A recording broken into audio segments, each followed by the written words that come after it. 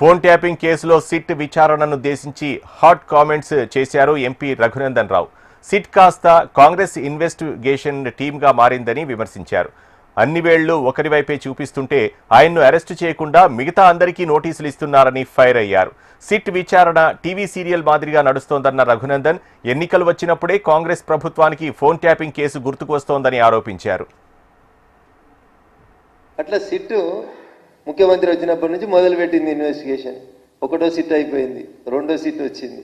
రెండో సిట్ తర్వాత 6 నెలల తర్వాత బహుశా నాకు తెలిసి మూడో సిట్ వస్తుంది అనుకుంటా. ఈ మూడో సిట్ అయిపోయినాక ఇంకో సంవత్సరం తర్వాత 4వ సిట్ వస్తుంది. అప్పుడు ఈ వచ్చిన సిట్లన్నీ కాంగ్రెస్ వాళ్ళు ఏం చేసిరని విచారణ చేయాల్సిన పరిస్థితి వస్తుంది తప్ప గత 10 ఏళ్లలో టీఆర్ఎస్ ఏం చేసిందో వీళ్ళు కొండందవి ఎలుకను కూడా పట్టేటట్టు కనబడతలేరు. ఈ సిట్ ఏం కావాలి మీకు? టెక్నికల్ ఎవిడెన్స్ లేకుండా మీరు ఎన్ని గంటలు ప్రశ్నిస్తారు?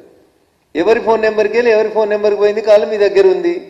ఎవరు ఫోన్లు ట్యాప్ చేసిరని ఎయిర్టెల్ వాళ్ళకి, జియో వాళ్ళకి, టాటా వాళ్ళకి అందరికీ నోటీసులు ఇస్తే బిఎస్ఎన్ఎల్ వాళ్ళకి వాళ్ళే ఇస్తారు కదా. ఇగో మాకు ఈ నెంబర్లు ట్యాప్ చేయమని ఇచ్చిండ్రు, ఈ నెంబర్లు ఎవరైనా ఇస్తే టెక్నికల్ ఎవిడెన్స్ అయిపోతుంది కదా.